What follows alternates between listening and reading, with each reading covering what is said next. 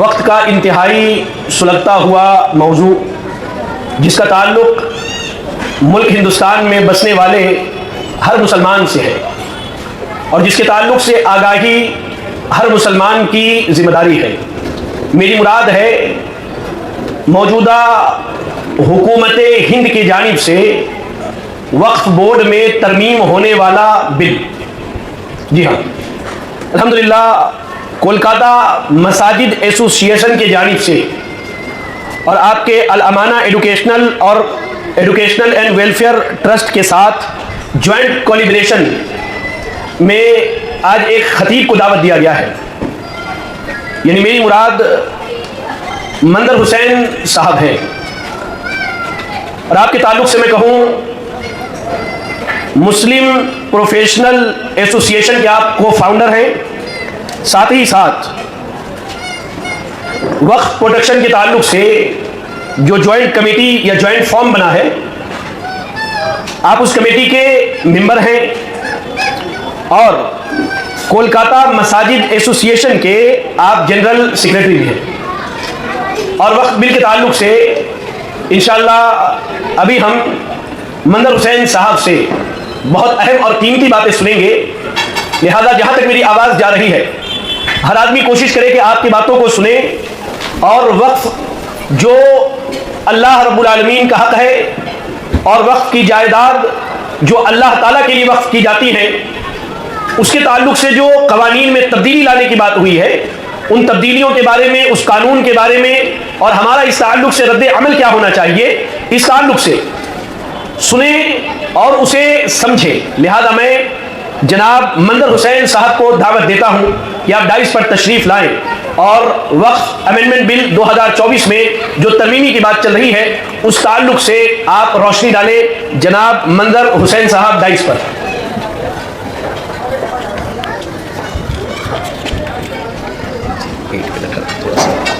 जी हाँ बिल्कुल ठीक है ऊँचा करना है बराबर। ठीक है मेरे ख्याल बिल्कुल सही है। अस्सलाम वालेकुम रहमतुल्लाहि व बरकातुहू। दोस्तों, मेरे भाई, मेरे बुज़ुर्ग, मेरे अज़ीज़, जैसा कि भाई साहब ने बताया अभी जो हालात हैं उसके बारे में आप सब कुछ न कुछ जानते ही होंगे। मैं ज़रा वक्त ज़ाया नहीं करूँगा और कोशिश करूँगा कि जल्द से जल्द अपनी बात को रखने की कोशिश करूँगा इंशाअल्लाह। जैसा कि आप लोगों को पता है गवर्नमेंट ऑफ इंडिया ने, सेंट्रल गवर्नमेंट ने जो एक बिल पेश किया अगस्त के महीने में, वक्फ अमेंडमेंट बिल 2024, मतलब वक्फ के जो बिल है उसमें तमीमी चेंजेस की जाएंगे। हमारा जो वक्फ का बिल है 1995 से चला आ रहा है, उसके बाद कोई चेंजेस उसमें कोई गलती तमीमी नहीं हुई है अल्हम्दुलिल्लाह। अभी अगर ये वक्फ बिल पास हो जाती है तो क्या हो सकता है आप फ़र्ज़ करें, मैं बताऊंगा आपको इंशाल्लाह। भी आपने फजर की नमाज़ पढ़ी अपने मोहल्ले की मस्जिद में, अल्हम्दुलिल्लाह पढ़ के आप घर चले गए या अपने काम में लग गए।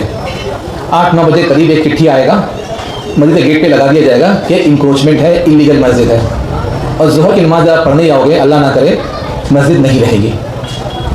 ये कोई गैर कानूनी काम नहीं होगा, ये कानून के दायरे में रह करके जो कानून बनाई जा रही है उसके अंदर रहे करेंगे। अब आप सोचो, अभी आपने सुना होगा जो बुलडोज़र वाला काम चल रहा है ख़ासकर आपके नॉर्दर्न इंडिया में, यूपी वगैरह में, जहाँ पे सुप्रीम कोर्ट ने कुछ दिन पहले ही एक हुक्म दिया है कि जिन लोगों का आपने घर गिराया है बुलडोज़र से उन लोगों को 25 लाख रुपए का मुआवजा दिया जाए। यह कानून के दायरे में था इसलिए वो हो गया, लेकिन कल जब ये वक्फ बिल पास हो जाएगा तो ये कानूनी तरीके से आपके ऊपर हमला करेंगे। अब मैं आता हूँ आपको बताने के लिए, ये वक्फ की जो बिल है ये इसमें 44 पॉइंट हैं, लगभग 44 पॉइंट्स। अगर मैं 44 पॉइंट पर यहाँ पे बात करूँ तो मेरे ख्याल से 4 से 5 घंटा मेरे लिए कम पड़ेगा, इसलिए मैंने कोशिश की है कि आपके लिए वो 10 से 12 पॉइंट जो अहम पॉइंट्स हैं मैं आपके सामने पेश करूँगा।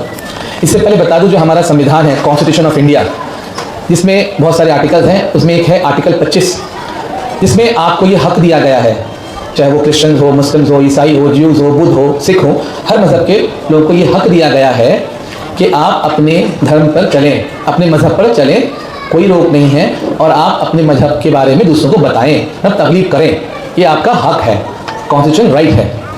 उसके बाद आर्टिकल 26 आए, उसके बाद वाले आर्टिकल में ये लिखा है कि इसे चलाने के लिए, इस काम को करने के लिए आपने इदारे वगैरह बनाए होंगे, तो उस इदारे को चलाने के लिए एक मैनेजमेंट चाहिए होता है।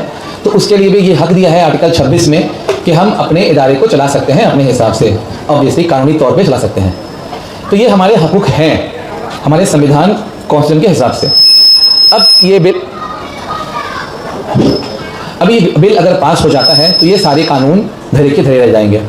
अब मैं ज़्यादा वक्त ज़ाया ना करते हुए कुछ अहम मुद्दे आपके सामने रखने की कोशिश करूँगा। मैंने कोशिश की है 44 पॉइंट्स जो हैं उसको कुछ कम करके कुछ अहम पॉइंट्स लाया जाए।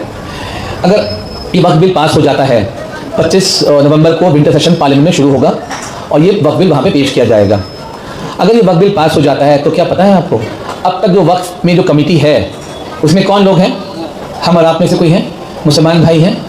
अगर ये वक्त बिल पास हो जाती है तो उसका चीफ एग्जीक्यूटिव ऑफिसर CEO कौन होगा? एक हिंदू भाई होगा। कानूनी तौर पर उसे हम आप चूज नहीं कर सकते। Secretary to central Waqf committee कौन होगा? एक हिंदू होगा। मतलब जो बड़े बड़े पोजीशंस होते हैं मैनेजमेंट करने के लिए एक कमेटी में, वो सारे हिंदू भाई होंगे। ये वक्त बिल अगर पास हो गया तो आपकी ज़मीन, आपकी जायदाद, हमारी ज़मीन, मुसलमानों की ज़मीन जायदाद जो हम पर काम उस पर काम कर रहे हैं उसका मैनेजमेंट कौन करेगा? गैर कौम के लोग करेंगे। ये सरकार उन्हें चुन के बैठाएगी। ये वक्त बिल के अंदर है। अभी जो हमारे मदारिस है, मस्जिद वगैरह हैं, कब्रिस्तान वगैरह हैं, इसके डीड्स बहुत सारे, ज़्यादातर के डीड्स नहीं हैं, डॉक्यूमेंट्स नहीं हैं। क्यों नहीं हैं? बहुत से आप देखो हिंदुस्तान में 1908 में रजिस्ट्रेशन एक्ट लागू हुआ।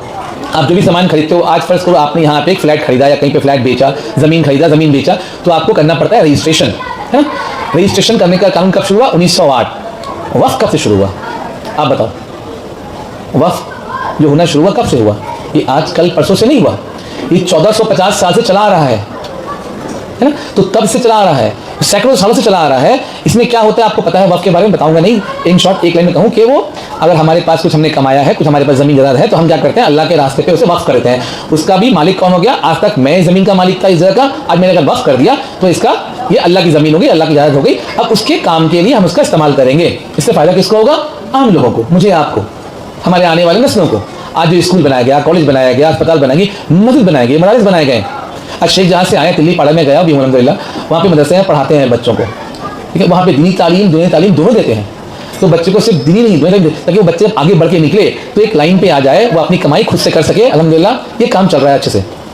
तो ये सब चीज़ें, इन सब जगहों की जो हम लोगों ने दिया, जो वक्फ किया, कि डॉक्यूमेंट्स हमारे पास नहीं है, तो उसको क्या कहा गया? जिसका डीड नहीं है तो वो क्या हो जाएगा? इलीगल, वो बन जाएगा गवर्नमेंट प्रॉपर्टी। कुछ अहम एग्जाम्पल अगर रखें आपके सामने में, कि बाबरी मस्जिद एक अहम एग्जाम्पल है। डॉक्यूमेंट्स हमारे पास नहीं थे।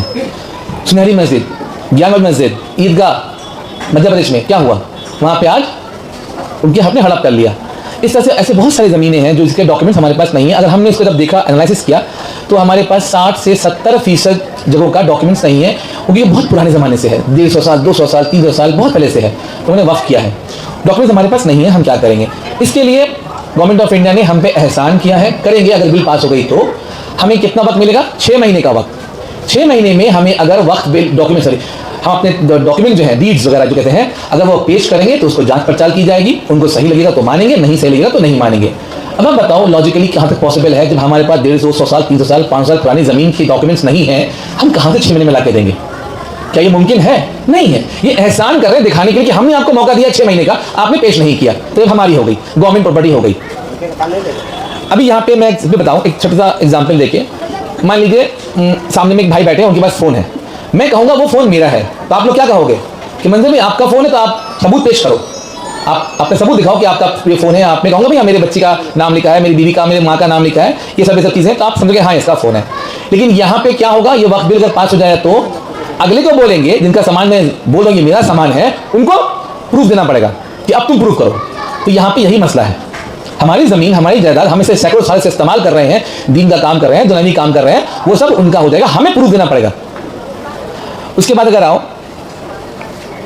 यहाँ पे, हमेशा मैं कहता हूँ, और अभी कुछ दिन पहले भी उल्लू से आया, वहाँ पे एक प्रोग्राम था इसी मुतालिक, हमने कहा वहाँ पे भाई ऐसा क्या कहते हैं, हम पता है कि भाई हम कैसे हैं, हम मुसलमान ऐसे हैं, इन उंगलियों की तरह अलग अलग, हम बटे हुए हैं। ये आज की हकीकत है, हम बटे हुए हैं। हम पहले ये देखते नहीं है, माफ़ करना भाई, बुजुर्ग मेरे यहाँ बैठे हैं, आलिम शेख बैठे हैं, आप लोग माफ़ करना अगर मैं गलत बोल रहा हूँ। हम यहाँ पे एक मुसलमान भाई को सलाम करने से पहले ये सोचते हैं कि ये देवबंदी है, बरेलवी है, अलीस है, फलां है, ढिमकाना है, हम ये पहले सोचते हैं। ये मैंने देखा है, खुद देख रहा हूँ, आज की ज़िंदगी में देखा, कई बार देखा, और आज भी देखा मैंने। अफसोस होता है कि हम मुसलमान बाद में हो जाते हैं। यहाँ पे क्या कर रहे हैं, हम कोशिश करते हैं कि भाई हम यहाँ हर जगह कोशिश करते हैं कि भाई हम लोग इकट्ठे होकर रहें, कम से कम हम चाहे किसी मसलक से ताल्लुक़ रखते हो, हम आमीन बोलते हो नहीं बोलते हो, रफ़ादान करते हो कि नहीं करते हो, चाहे किसी मसलक से ताल्लुक़ रखते हो, हम एटलीस्ट अल्लाह एक इसी तो मानते हैं, नबी एक इसी तो मानते हैं, कुरान इसी तो मानते हैं, इसमें तो कोई दो राय नहीं है किसी की। तो कम से कम हम तौहीद के रास्ते में एक रास्ते में आ जाएं। हो सकता है हमारे अंदर बहुत सारी खामियां हैं, हमारे अंदर डिफरेंसेस हैं, वो हम बैठ के कुरान हदीस की रोशनी में, हमारे पास आलिम बैठे हुए हैं, उनसे हम सवाल क्यों नहीं करते। आज भी मुझे रात के 12 बजे कोई सवाल पूछना होता है, मुझे शेख से, मैं उनको व्हाट्सअप करता हूँ, मुझे रिप्लाई आता है, मैं सीखता हूँ, अगले को बताता हूँ, मुझे सवाल मिल जाता है और मैं सीख लेता हूँ। हमारे पास आलिम दीन है, हम उनसे क्यों नहीं पूछते। हम क्या करते हैं, व्हाट्सअप करते हैं या वहाँ करते हैं और कुछ भी कहीं से पढ़ लेते हैं और कहीं से फॉरवर्ड कर देते हैं। ये हमारी गलती है और इसी का फ़ायदा उठा रहे हैं। और आप यहाँ पे अब वक्त बिल पास हो जाएगा तो इसमें आगा खान जो है, कम्युनिटी आगा खान, उनका अलग बनेगा, बुरा कम्युनिटी उनका अलग बनेगा। इस तरह से अलग अलग करके हमें, कल तक हम ये कोशिश कर रहे थे, आज ये कोशिश कर रहे हैं कि हम सब मिल के इकट्ठे हो जाएं। ये हमें कानूनी तौर पे तोड़ रहे हैं, कानूनी तौर पे अलग अलग करते थे। अब यहाँ पे आए, अब जो होता है हर एरिया में होता है कलेक्टर, तो सुना होगा आपने कलेक्टर। कलेक्टर की क्या पावर होती है, ये किसे कौन अपॉइंट करता है, गवर्नमेंट कलेक्टर को अपॉइंट करता है यहाँ वहाँ के लिए, ठीक है। तो अभी कलेक्टर की क्या वैल्यू होती है, जैसे कि हमारे दूसरे कौम के जो लोग हैं, हिंदू एंडोमेंट एक्ट वगैरह जो भी है, उसमें कलेक्टर क्या करता है, उनके जो मंदिर वगैरह है उसका हिसाब किताब देख सकता है। रेवेन्यू कलेक्टर उसको कहते हैं, ऑडिट करना, भाई आपके इसमें कितने पैसे आए, आपने कितने पैसे खर्च किए, क्या किया नहीं किया, जो कलेक्शन होता है उसका रेवेन्यू ऑडिट कहते हैं, वो कर सकता है, उसकी वहाँ पे वैल्यू इतनी है। आज अगर ये बिल पास हो गया तो आप यकीन मानो उस कलेक्टर को ये हक हो जाएगा, कानूनी हक मिलेगा कि आपके किसी भी वक्त स्टेट ज़मीन पे वो केस कर सकते हैं, उसे खुद उसके बारे में सवाल कर सकते हैं। उसके बाद वो क्या करेंगे, उसकी सारी इन्वेस्टिगेशन खुद करेंगे, उसकी रिपोर्ट खुद तैयार करेंगे, खुद लिखेंगे, खुद फैसला भी कर देंगे। आप समझ रहे हो कितना बड़ा घोटाला यहाँ पे है, कितना खतरनाक है। एक छोटा सा एग्जाम्पल दिखाता हूँ। अगर मान लो कुछ झगड़ा हो गया तो आप क्या करोगे, मान लो रास्ते में कुछ बदमाशी होगी, झमेला हो गया, झगड़ा हो गया, कुछ क्या करोगे आप जाओगे थाने में, FIR दर्ज करोगे। वहाँ पे क्या होगा, थाने में इन्वेस्टिगेशन ऑफिसर होता है, वो उसकी इन्वेस्टिगेशन करेगा, खोजबीन करेगा, छानबीन करेगा, रिपोर्ट तैयार होगी, फिर रिपोर्ट जाएगी कहाँ पे, कोर्ट में जाएगी, दोनों पक्ष के दोनों तरफ के वकील होंगे, उस पर बहस करेंगे, एक जज होगा, दोनों बहस को सुनने के बाद, सबूत को देखने के बाद एक फैसला सुनाएगा। यहाँ पे इन्वेस्टिगेशन ऑफिसर कौन रहेगा, कलेक्टर। रिपोर्ट कौन बनाएगा, कलेक्टर। यहाँ पे वकील कौन रहेगा, कलेक्टर। जज कौन रहेगा, फैसला कौन सुनाएगा, कलेक्टर। आप समझ रहे हो, इसमें और आगे बोलने की जरूरत नहीं है, कितना खतरनाक है ये। सारा हक उसको मिलेगा। कलेक्टर कौन चुन के बैठा रहा है, सरकार। किनको बैठाएंगे, जो उनके पपेट्स होंगे। समझे मेरी बात। और जब तक अगर वो किसी मस्जिद में आया, किसी मदरसा में आया, बोला कि भाई ये ज़मीन आपकी नहीं है, इसके डॉक्यूमेंट्स आपके पास नहीं है, पेश करो, जब तक आप पेश नहीं करोगे तब तक वहाँ ताला लग जाएगा और वो तब तक कहलाएगी गवर्नमेंट प्रॉपर्टी। आप पेश करो या मत करो, उस दिन से वो कहलाएगी गवर्नमेंट प्रॉपर्टी, उसमें आप इस्तेमाल नहीं कर सकते हो, उसका इस्तेमाल नहीं कर सकते आप। अब आओ आप, अगर मान लीजिए आज आप, अगर बिल पास हो गया, अल्लाह ना करे ये बिल पास हो, अगर आज आप कुछ वक्फ करना चाहते हैं, कोई ज़मीन देता है तो आप क्या करते हो, आप वक्फ बोर्ड पे जाते हो, वहाँ पे अपनी एप्लीकेशन डालते हो, वहाँ पे उसको रजिस्टर किया जाता है कि हाँ फलां ने ये जगह, ये ज़मीन जायदाद वक्फ कर दिया है ना। अब क्या होगा, अगर आप चाहोगे तो वक्फ में जाओगे, वहाँ पे एंट्री नहीं होगी, ये कहाँ चला जाएगा, आपके कलेक्टर साहब के पास, वो उसके हिसाब से उसको एंट्री करेंगे। और वो कैसे एंट्री करेंगे अल्लाह जानता है, आप समझ सकते हो क्या होगा। उसके बाद आपको देखो जो होते हैं मस्जिद वगैरह, वहाँ पे कौन होता है, केयर टेकर, हम मुतवल्ली रखते हैं, है ना। मुतवल्ली, उनका काम क्या होता है, मुतवल्ली कौन होते हैं, वो तो आसमान से आए फरिश्ते नहीं होते, वो करोड़पति लखपति तो नहीं होते, वो हम में से एक होता है, इनको चूज किया जाता है कि भाई ये मुतवल्ली हैं और ये देखभाल करते हैं, करेंगे। अगर मुतवल्ली कलेक्टर साहब की बात नहीं मानेंगे तो उनको 6 महीने तक जेल में खड़ाया जाएगा बिना किसी जुर्म के, क्योंकि कलेक्टर की जी हुजूरी नहीं करेंगे तो 6 महीने तक उन्हें जेल में खड़ाया जाएगा और 1 लाख रुपए तक का फाइन लगेगा। इसका मतलब क्या हुआ, जो मुतवल्ली हजरात हैं उनको सीधे सीधे डायरेक्ट उन पर कह रहे हैं कि देख लो, समझ जाओ, अगर खबरदार तो हमारे बीच में आए तो मैं अंदर कर देंगे। ये कानूनी तौर पर उन पर जुल्म किया जाएगा मुतवल्ली साहब के पास। अब आओ सेंट्रल वक्फ बोर्ड और एक होता है स्टेट वक्फ बोर्ड। सेंट्रल वक्फ बोर्ड में कितने लोग होते हैं, तो उनके अंदर होते हैं 22 मेंबर होते हैं। तो इसमें क्या बताया गया है कि 2 हिंदू भाई रहेंगे, 2 हिंदू रहेंगे और 10 मुसलमान रहेंगे। कुछ पल के लिए हम खुश हो गए कि 2 हिंदू 10 मुसलमान, अल्हम्दुलिल्लाह बहुत अच्छी बात है। लेकिन 22 लोग हैं, 22 में से कितने गए, 10 और 2 कितने बचे, 12 निकल गए, कितने बचे 10, 10 2 तो हो गया, बाकी 10 कहाँ से आएंगे, ये हम नहीं चुनेंगे। एक होता है ना कि हम लोग अपने इसे कम्युनिटी से अपने लोगों को अपॉइंट किया जाए या उनका इलेक्शन के उनको बैठा दिया, नहीं, ये गवर्नमेंट बैठाएगी चुन करके, इलेक्शन करके नहीं, नॉमिनेट करके। एक होता है इलेक्शन, जैसे होता है लोकसभा में, लोग उनको वोट देते हैं, हाँ भाई इनको हमने वोट दिया, इनको हमने चुन लिया। एक होता है सिलेक्शन, नॉमिनेशन, जो होता है राज्यसभा में, जो गवर्नमेंट अपने लोगों को वहां बैठा देती है। तो क्या हो गया, 10 मुसलमान 2 हिंदू प्लस और 10, तो 12 और 10 का यहाँ पे रेशियो रहेगा। समझ गए? अब यहाँ पे कोई फैसला होगा तो किसके हक में जाएगा, कौन करेगा, किसकी ताकत रहेगी, अक्सरियत किसकी रहेगी, आप समझ सकते हैं। अब आए स्टेट वक्फ बोर्ड, इसमें कितने लोग होते हैं, 11। मैं थोड़ा स्पीड बोला, माफ कीजिएगा, वक्त बहुत कम है और फिर बहुत एक इंपॉर्टेंट बात भी करेंगे शेख साहब, तो बहुत वक्त कम हमारे पास है। स्टेट वक्फ बोर्ड में कितने लोग होते हैं, 11 लोग। इसमें 2 हिंदू रहेंगे और 4 मुसलमान। सुनने में अच्छा लगा भाई, 4 मुसलमान है, 2 हिंदू है, कितने हो गए, 6। अब कितने बचे, 11 से 6 निकल गए, 5 बचे। वो 5 कौन रहेगा, वो भी आपको गवर्नमेंट चूज करके बैठा देगी। तो अब क्या हो गया, 5 और 2 7 और 4, वहां पे हमारा 10 और 12, यहाँ पे 4 और 7। तो कोई फैसला होगा, आप सोचो कहाँ जाएगा। ये तो हुआ कमेटी, उसके चेयरमैन, CEO ये सारे हिंदू रहेंगे। आपका कोई ऑप्शन ही नहीं है वहां पे मुसलमान का रहने का। हमारी जायदाद हमारे बाबा अजदाद ने उसे वक्फ किया है, चलाया कौन, गैर मुसलमान। तो आप सोचो क्या हो जाएगा।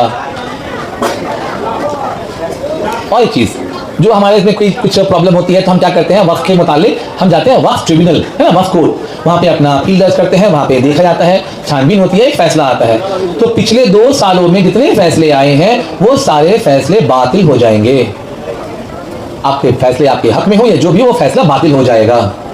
ठीक है, वो सारे फैसले को दोबारा से हमारे कलेक्टर साहब देखेंगे खोल करके। अब आप सोचो वो क्या करेंगे और कैसे करेंगे। अच्छा, एक और चीज, एक है ओरल वक्फ डीड। ओरल वक्फ मतलब जबानी तौर पे हमने वक्फ, जैसे मैंने पहले बताया आपको, आज हमारे पास रजिस्ट्रेशन एक्ट है, हमें रजिस्ट्री करनी पड़ती है, अपने जमींदार के बारे में एंट्री करवाना पड़ता है, म्यूटेशन करना पड़ता है, जो भी करना है कानूनी तौर पे हमें लिखा पढ़ी करनी पड़ती है। ये 1908 में आया। उससे पहले जितना हम लोगों ने दिया ओरल जबानी तौर पे, मान लो मेरी आखिरी सांसें चल रही हैं, मैं बेड पे हूँ, मैं मरने वाला हूँ, मुझे पता है, वक्त खत्म हो गया, ऐसा होता है ना। ऐसा बहुत बार हुआ है, आपने भी देखा होगा, सुना होगा, भाई किसी ने कहा कि इतनी जमीन ये जगह मैंने वक्फ कर दिया, बेटों को कह दिया, बच्चों को कह दिया, बीवियों को कह दिया कि वक्फ कर दिया, बाकी ये तुम लोग आपस में बांट लोगे। ऐसा होता है। जितना भी जबान से बोल के वक्फ किया था, वो अभी तो हमारे कॉन्स्टिट्यूशन के आर्टिकल नंबर 19, आर्टिकल नंबर 21 और 300A 300A में ये हमारे पास है, लेकिन ये सारा कुछ डिलीट कर दिया गया, हटा दिया जाएगा। जो जबानी वक्फ किया है ना, वो सारा कुछ प्रॉपर्टी हो गया गवर्नमेंट का प्रॉपर्टी। और एक बात, 1947 में इंडिया पाकिस्तान बन गई, टूट गई इंडिया का पार्टीशन हो गया, हम बढ़ गए, बहुत सारे मुसलमान यहाँ से चले गए पाकिस्तान। वो क्या लेके गए, क्या लेके बताइए, अपने पास जो सामान होगा, जेवर वगैरह होंगे, कागजात होंगे, बीवी बच्चे हैं या गाड़ी घोड़ा जो भी होगा, वो लेके चले गए पाकिस्तान। उनकी ज़मीनें थी अच्छी खासी, वो कहाँ गई, क्या वो लेके गए, नहीं गए। उन्होंने क्या किया, उसे वक्फ कर दिया। अक्सर ज़्यादातर उसे वक्फ कर दिया कि भाई अल्लाह के नाम पे हमने वक्फ कर दिया। कुछ लोग यहाँ रह गए, कुछ लोग वहाँ चले गए। मेरे खानदान में खुद मेरी नानी जो है, उनके आधे लोग जो है फैमिली खानदान के, वो कराची में रहते हैं, आधे यहाँ पे हैं, तो वो चले गए। इस तरह से बहुत सारे लोग गए। तो वो सारा जो है, वो जो पाकिस्तान चले गए, बांग्लादेश चले गए, अपने ज़मीन को वक्फ कर करके गवर्नमेंट कहेगी कि वो हमारा दुश्मन मुल्क है पाकिस्तान, और वहाँ जो रह रहे हैं वो हमारे दुश्मन है, एनिमी दुश्मन है। तो दुश्मन की जो प्रॉपर्टी होती है, एनिमी प्रॉपर्टी, वो सरकार की हो जाएगी।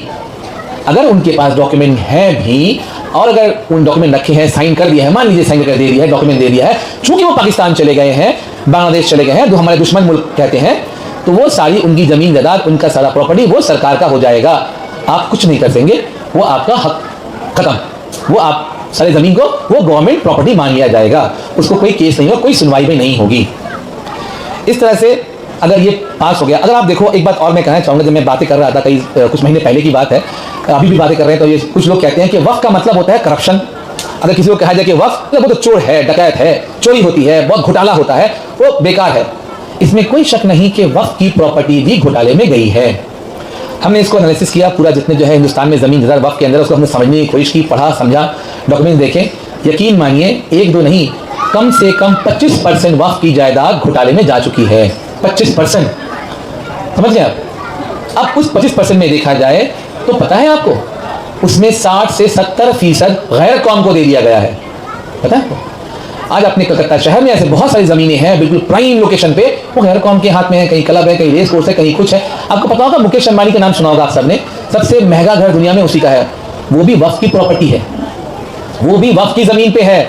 उसे 6 या 7 साल तक वहाँ पे एंट्री नहीं मिली थी, पर पैसे खिला के, घोटाला करके, करप्शन में करप्शन करके अभी वो रह रहे हैं। ये 25% है, इसमें कोई डाउट नहीं है, कोई इख्तलाफ नहीं है, वो गई। बाकी कितना बचा? 75%। हमने देखा 75% में 35% ज़मीन जो है ना, वो इदारे बने हुए हैं। इदारे, हॉस्पिटल्स, जैसे कि आपका अलीगढ़ मुस्लिम यूनिवर्सिटी, जामिया हमदर्द वगैरह वगैरह बड़े बड़े यूनिवर्सिटीज़, वहाँ पे हमारे बच्चे पढ़ रहे हैं, अस्पताल में हमारा इलाज हो रहा है, दूसरे कौम के लोग भी हैं अल्हम्दुलिल्लाह। आप जाए एमी में, वहाँ भी दूसरे कौम के लोग पढ़ते हैं, वहाँ पे पढ़ाई तालीम हो रही है। जो भी सोशल वर्क जो कहते हैं ना, सोशल इस्टेब्लिशमेंट की जरूरत पड़ती है, वहाँ पे हो रहा है। ये 35% ज़मीन में ये काम हो रहा है। बाकी तो मतलब 40%, 25 चला गया करप्शन में, 35 इदारे वगैरह में है, बाकी 40% कहाँ है? आपके मस्जिद है, मदरसा है, कब्रिस्तान है, इस तरह की चीज़ें जो है 40% है। आप ये कह रहे हो, सरकार ये कह रही है, गोदी मीडिया ये कह रही है कि यहाँ पे करप्शन बहुत है, इसलिए हमें इसे बचाने के लिए, सही तरीके से चलाने के लिए हम ये बिल ला रहे हैं। अब फर्ज करो हमने ये सवाल किया है और 12 तारीख को जेपीसी यहाँ पे आ रही है, हम उनसे फिर सवाल करेंगे, लिखित सवाल करेंगे कि अगर मान लो एक बाप का 3 बच्चा है, 3 औलाद, 3 बेटे हैं, एक चोर डकैत हर गलत काम करता है, बाकी 2 सही है, नमाज कुरान पढ़ता है, ईमानदारी से खाता पीता है, कमाता है, तो एक बच्चा घर पे खराब है, बुरे काम करता है, तो वालिद उस एक बच्चे को घर से निकालेगा या पनिशमेंट देगा उसको, या बाकी तीनों को सबको निकाल देगा? यहाँ पे क्या कर रहे हैं, ये 25% दिखा रहे हैं कि इसमें खामियां हैं, बाकी का 75% ये खा जाएंगे ऐसे घुमा करके। अब आप सोच लो इनका मंसूबा क्या है। मोटी मोटी बातें मैंने रखने की कोशिश की आपके सामने में, और उम्मीद करता हूँ कि आपको समझ में आया होगा। अभी हम यहाँ पे, मैं यहाँ पे क्यों आया, या हम लोग क्यों बता रहे हैं आपको, इसका मकसद क्या है। जैसे कि बता दूँ कि अभी जेपीसी यहाँ पे आएगी, अपनी रिपोर्ट बनाएगी, पेश करेगी सरकार को। 25 तारीख को बिल सेशन शुरू हो जाएगा, वहाँ बिल रखा जाएगा। अगर बिल पास नहीं हुई तो अल्हम्दुलिल्लाह अच्छी बात है, अल्लाह का शुक्र है, अल्लाह ना करे पास हो। अगर बिल पास हो गई तो हम क्या करेंगे, आपको याद होगा 1.5-2 साल पहले क्या हुआ था, किसान आंदोलन, फार्मर बिल, फार्मर्स के जो किसान भाई हैं उनके खिलाफ 3 कानून बनाए गए थे, कानून पास भी हो गया था पार्लियामेंट में, है ना। लेकिन फार्मर्स ने, किसान भाइयों ने ज़मीन पे आकर के जो आंदोलन किया, आपको पता है पूरे 9 दिन में जो कहते हैं दिल्ली, पंजाब, हरियाणा वगैरह वो पूरा जाम कर दिया था, और कई महीनों तक जाम रखा, कई 22-23 महीने तक जाम रखा। आज सरकार जो पूरी बहुमत में थी वो मजबूर हो गई उस बिल को वापस लेने के लिए, वो कानून खत्म करने के लिए। इसी में क्या समझ में आया, जब थोड़े से किसान एक जगह में, पूरे हिंदुस्तान में नहीं किया, कुछ एक जगह में किया, पंजाब एरिया है, दिल्ली, वहां पे किया, तो सरकार को झुकना पड़ा। 5 करोड़ है, अगर हम 5 करोड़ भी जमीन पे आ जाए तो सरकार हिल के रह जाएगी। हम कब आएंगे, जब हमें पता होगा कि हाँ इसमें ये खामियां हैं, इतनी खतरनाक बातें हैं, तभी ना हम आएंगे। हमें पता ही नहीं होगा, हम यही समझते रहेंगे कि वक्त मतलब करप्शन, और इसमें जो हो रहा है जहन्नम में जाए, हमें क्या फर्क पड़ता है। तो याद रखिए, आपके पास ना कल मस्जिद रहेगी, ना मदरसा रहेगा, ना कब्रिस्तान रहेगा। मान लीजिए अल्लाह ना करे अगर मस्जिद नहीं रही तो आप घर में नमाज पढ़ लेंगे, है ना, ऑफिस में पढ़ लेंगे। मदरसे नहीं रहे तो आप घर में पढ़ा लेंगे, इमाम को बुला के, या बच्चों को खुद पढ़ा लेंगे। अगर कब्रिस्तान चला गया तो आप कहाँ दफनाओगे, अपने घर में, या जलाना पड़ेगा या पानी में डालना पड़ेगा। तो आप सोचो कितना खतरनाक है ये बिल, और किस तरह से ये जानते हैं कि मुसलमानों को ताकत के जरिए से मार करके ख़त्म करना मुमकिन नहीं है, ये समझ रहे हैं। इसलिए ये धीरे धीरे कानूनी तौर पर हमें ख़त्म कर रहे हैं, क्योंकि जब कानूनी तौर पर ख़त्म कर रहे हैं ना, तो ये इन कानून का मामला है, दूसरे मुल्क इस पर दखलंदाजी नहीं कर सकते, सवाल नहीं कर सकते। जिस तरह से आज इजराइल फिलिस्तीनों पर हमला कर रहा है, वो गैर कानूनी तरीके से कर रहा है, लोग उसके, बहुत सारे मुल्क उसके खिलाफ हैं, यहाँ पे बोलने का हक नहीं रहता। ये कहेगा हमारा इंटरनल मैटर है, ये हमारा अपना मामला है, कोई दखलंदाजी ना करे, इस तरह से ये कर देंगे। तो आप समझो हमें आज वो वक्त आ गया है कि हम एक हो जाएं, और एक हो करके, एक उम्मत बन करके, मुसलमान बन करके, तौहीद के रास्ते पे चल करके, हम इकट्ठे होकर के हम इंशाअल्लाह इस जंग को भी जीत लेंगे इंशाअल्लाह। मैं आप सबसे गुजारिश करता हूँ कि आप इस बात को समझो और अपने दूसरे भाइयों को समझाओ, अपने घर में औरतों को समझाओ कि ये क्या है, इसमें कितनी खामियां हैं, ताकि उनको भी समझ में आए और हम मिलकर आगे बढ़ें।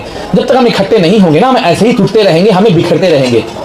आज गैर मुसलमान हिंदू भाइयों के बाद हमारा नंबर आता है अक्सरियत में, उसके बाद माइनॉरिटी में सबसे ज़्यादा हमारी आबादी है।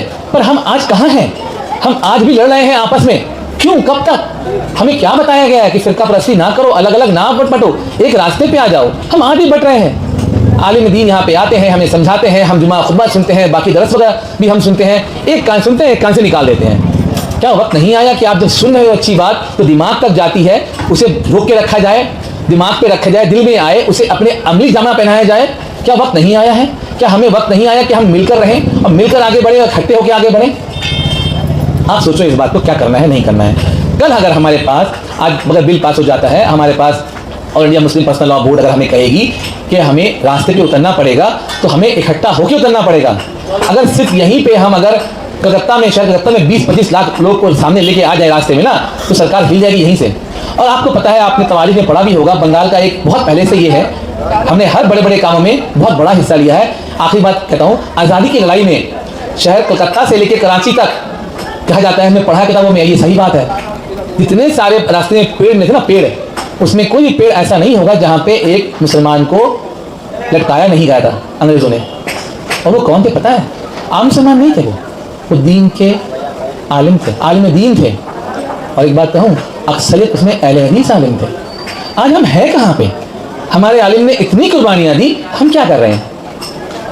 हम क्या कर रहे हैं? खा रहे हैं, पी रहे, मज़े कर रहे हैं, बर्थडे पार्टी मना रहे हैं, खर्चा कर रहे हैं, हम तो फिजूल खर्च जा रहे हैं और दुनिया को हमने अपना बना लिया है। हमारे लिए दुनिया क्या है? एक मक्खी के पर की जो कितनी अहमियत होती है, मक्खी का एक पर, उससे भी कम अहमियत दुनिया की है। हम उसे अहमियत दे रहे हैं, आखिरत को अहमियत नहीं दे रहे हैं। आप सोचिए इस बात को, हम क्या कर रहे हैं? अरे भाई, अभी कुछ दिन पहले मुझे कहा, अभी सुबह भी कहा, मंजर भाई आप बहुत अच्छा काम कर रहे हो, आप एहसान कर रहे हो। मैं एक बात कहूँ, बुरा मत मानना, मैं सच में एहसान कर रहा हूँ। यहाँ आके मैंने एहसान किया, पर किस पे किया? अपने ऊपर किया एहसान। कल अल्लाह मुझसे पूछेगा, मंजर तुझे ये अकल दी थी, तुझे ये दिमाग दिया था, तुझे ये इल्म दी थी, ये अच्छी बात सही बात बताने के लिए, तुमने मेरे बंदे को बताया नहीं बताया? तब उस वक्त मेरी पकड़ होगी। यकीन मारो, ना मेरे माँ बाप साथ रहेंगे, मेरे बीवी बच्चे साथ रहेंगे, ना मेरे शेख साथ रहेंगे, ना मेरा कोई साथ रहेगा, दुश्मन दोस्त कोई साथ नहीं रहेगा। उस वक्त जवाब मुझे देना पड़ेगा।